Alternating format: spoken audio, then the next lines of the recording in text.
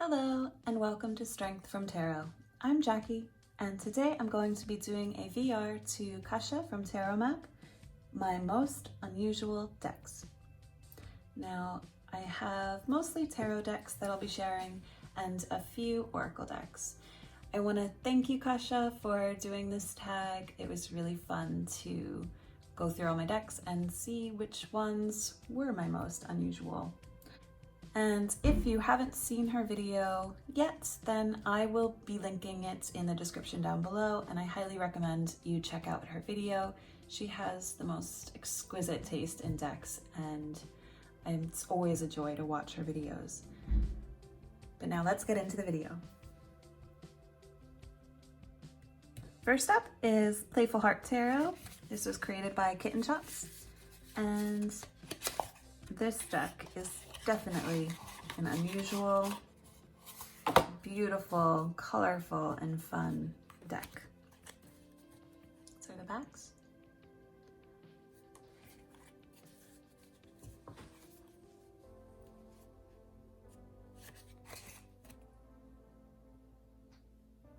And what makes this deck unusual for me is that the drawing style is very young, youthful, vibrant, and playful. And it's definitely, this category of deck is definitely unique to my collection because I don't have many that are like this. I have the Crystal Unicorn Tarot, which is similar in that fun, youthful energy, but this deck brings way more to the table than being a Rider-Waite-Smith clone. This deck is very thought-provoking, and even though it is very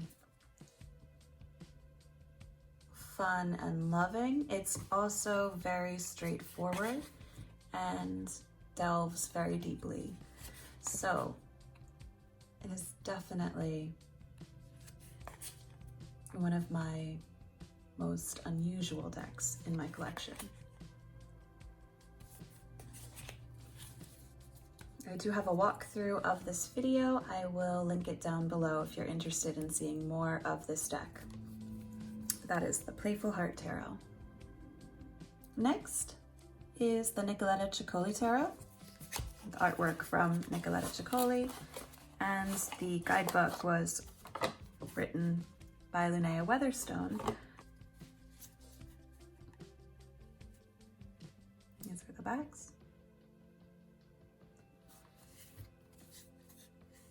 And what makes this deck unusual is the artwork and the messages that come through from the artwork. This is a very sassy deck and one that I only reach for when I am in a very good headspace.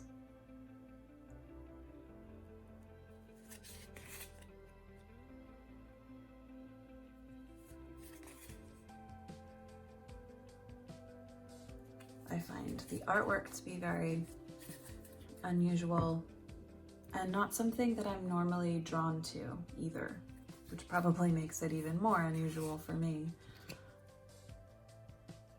But there's something about it that really digs in deep and affects me tremendously. And this is definitely one of those decks that you either love it or you hate it. And it's funny, upon seeing this deck in the community for a long time, I didn't like it. I was kind of turned off by it, but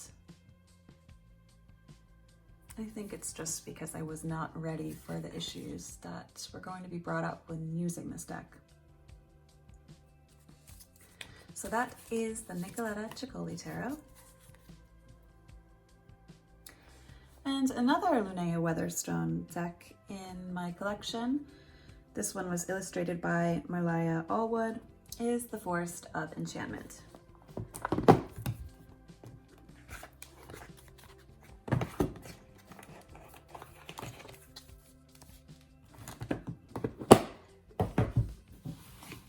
And what makes this deck unusual is the very fairy tale, whimsical energy and illustrations.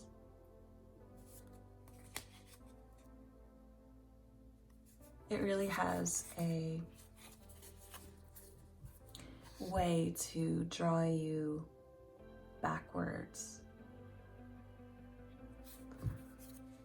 So it's a very nostalgic type of deck for me personally.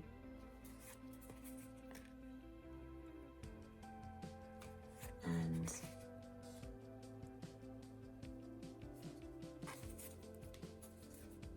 rather unusual.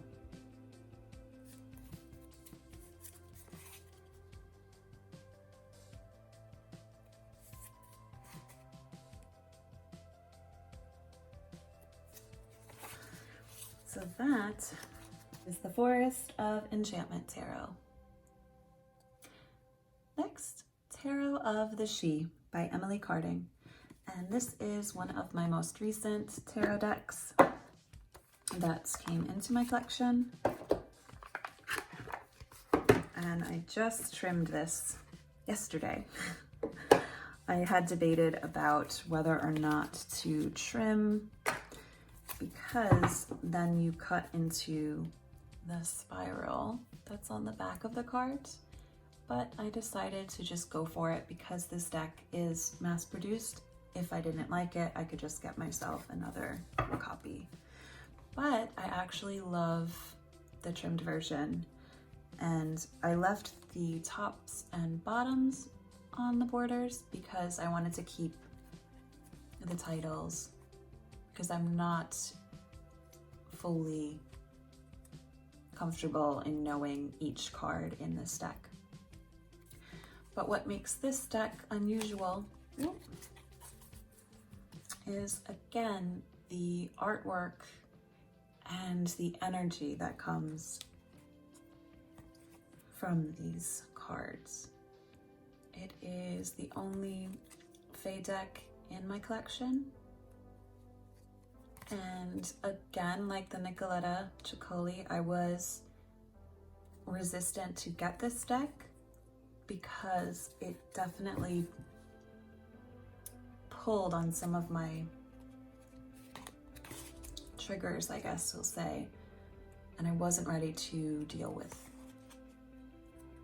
But I am so happy that I finally went for it and got this deck. It has blown me away with how spot on these messages are and how incredibly easy it is for me to dive into this world and pull the messages.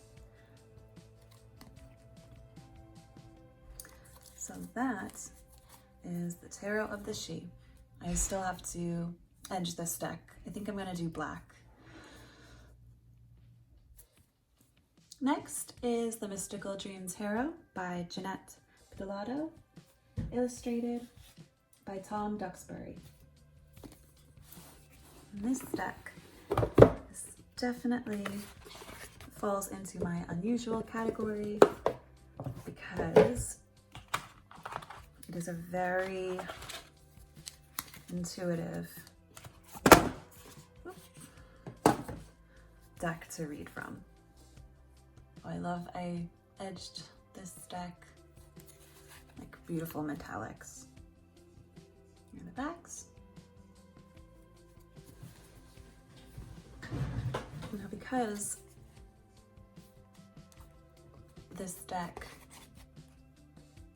is a very intuitive deck to read from, if you typically tend to just draw from Smith-Waite or Thoth, then you might struggle a little bit with this deck, because there is that you can find those meanings in these cards, but more than that, it's more about pulling deeper information from your own psyche, from your own aspirations and dreams and hopes and past experiences, and adding that to the reading. So sometimes when I read with this deck, the messages aren't fully clear to me until I sit with them. And sometimes right away I'll get the message, or sometimes it's later on that day, or even in the evening where I come back and, now I see. So it's a great deck for stepping away from traditional meanings and relying more on your intuition and listening to your voice. What do the cards pull for you?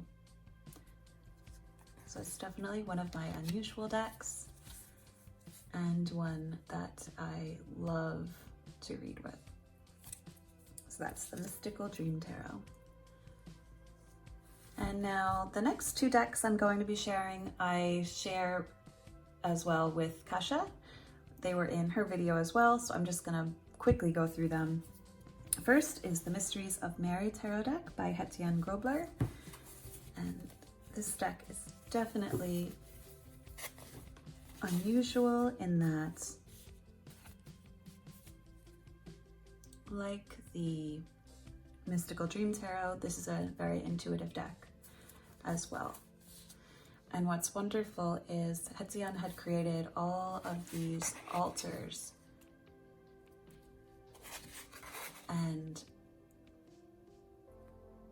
crafted them based off of these beautiful stories on Mary that she has in her guidebook, which is so incredible to read.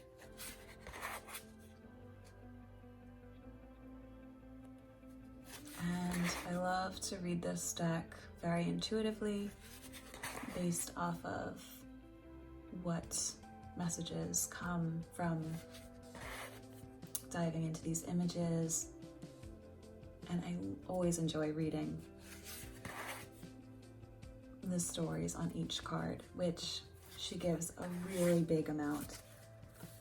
And there's just so much to dive into.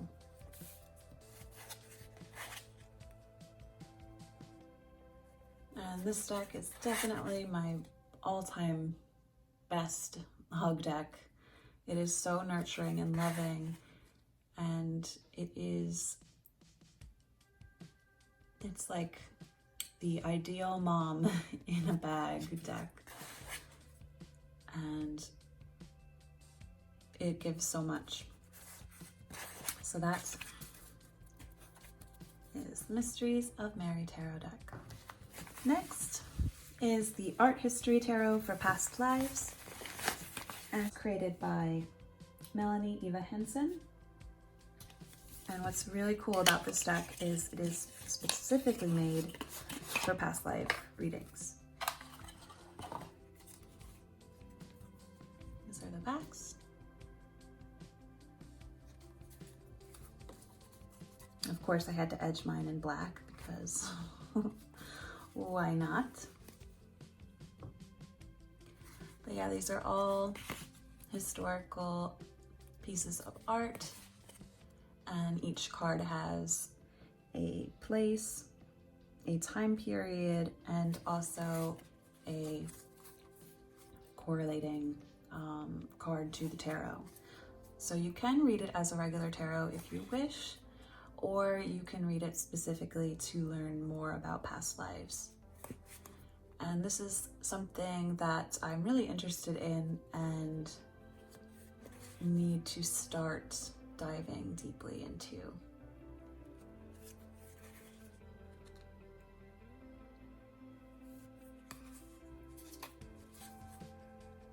is a gorgeous deck and definitely unusual.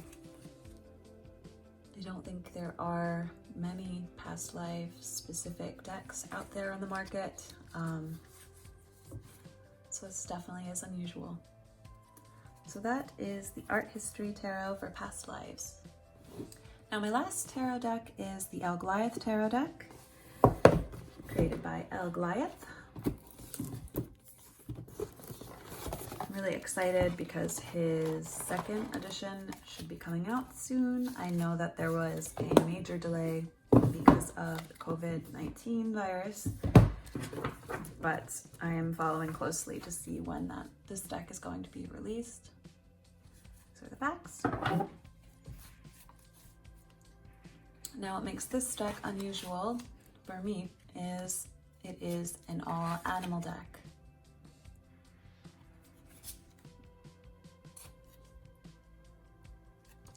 This is my only all animal deck that I have in my collection, and it is a deck that I pull from when I want to feel connected to Earth and the state of the Earth. The messages are raw, they're confronting, they're not always what you want to hear, but that's the point in this type of work.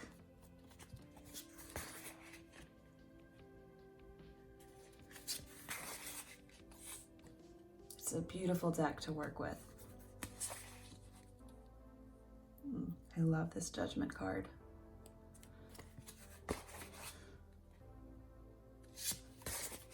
So that is the Alkali Tarot deck. So now for Oracle decks, I have 3 beautiful decks, all created by Melissa Lucia, and I am still yet to make walkthrough videos of these gorgeous decks, so keep an eye out for that. Will get to that soon, but for a quick peek, we have the Santos Signs 1 and 2 deck. So I'm just gonna them out quick. This is Santos Signs 1. So you get these keywords to work with.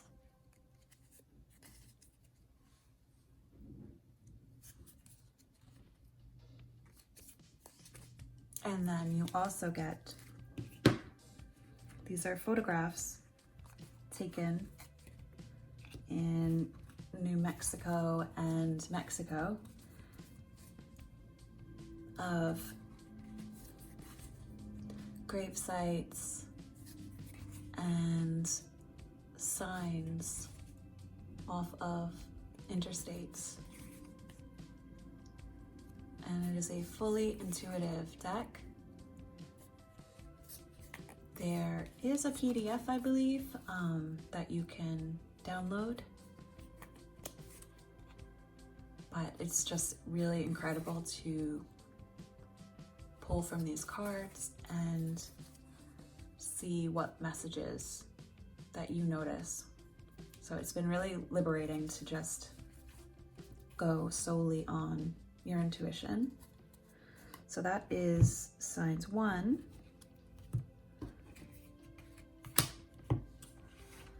Then there is Signs 2, which again you get the little keywords.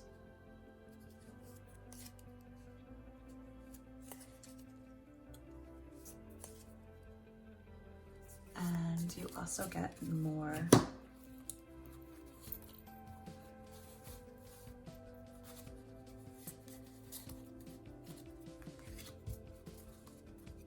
and the same backs.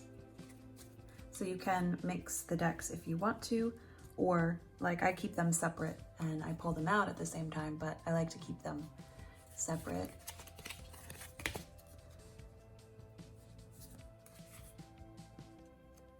So these are just more, it is such a creative deck. It is so mind-blowing, the messages that you get with using these decks. And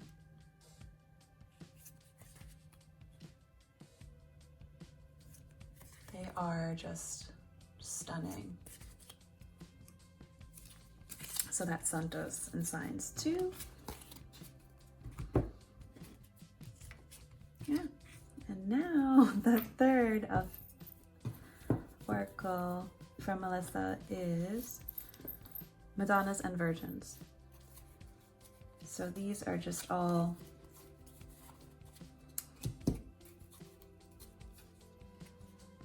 pictures again of statuettes and images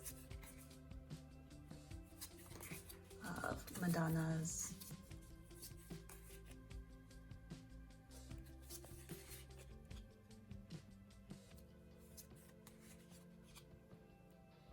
And it's such a great deck to connect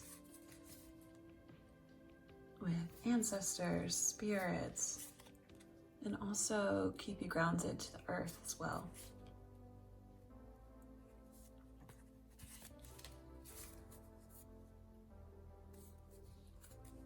These are such unusual and interesting decks. I also have on my wish list, and the same backs for this as well. Next is The Days of Creation, Working with the Energies of the Universe by Celia Conway.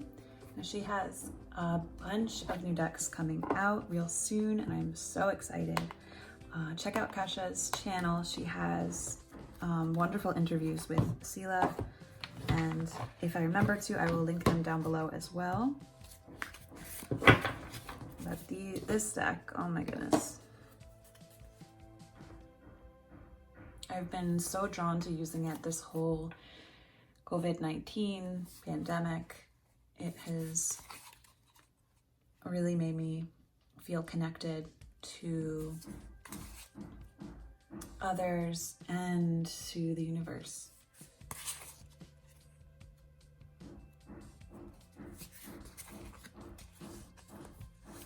Sorry if you hear banging. My husband and boys are outside playing right now, so it might be a little loud. But this deck is so unique and unusual in that these are all hand painted by Celia, and the stories that she includes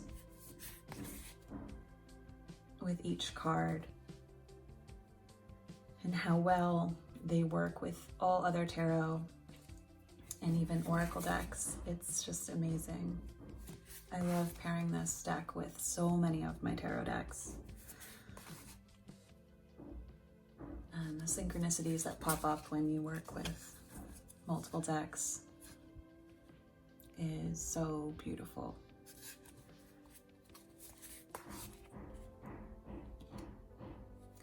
So that is The Days of Creation, and I'm really looking forward to, again, when her new decks all come out. And last but not least is the Weaver's Oracle cards, journey cards and travel guide created from paintings and mythic tales by Carolyn Hillier. This deck is definitely unusual and incredible. The guidebook that comes with it is amazing and in itself is well worth getting this deck. The art is so beautiful.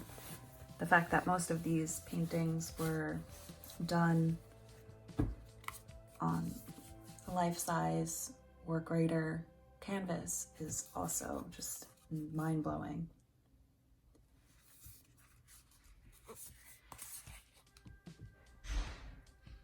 There's such an incredible power in these cards.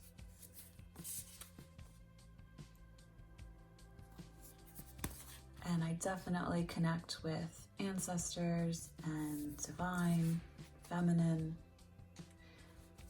while working with this deck, as well as divine masculine. And the stories that go along with these cards are so amazing. The stories are so intricate and detailed. I typically tend to only draw maybe a few cards at a time, and these definitely remain on my altar and sacred spaces for me to meditate with. And the messages definitely come through slowly. So great cards to sit with. So these were the Weaver's Oracle. So that wraps up my most unusual decks. Again, I want to thank you so much, Kasia, for putting this tag together, and it was a lot of fun to go through my decks. I hope you all are staying safe and sane during this crazy time, and I wish you all lots of love. So thank you all for joining me today, and I will catch you all in the next one. Take care.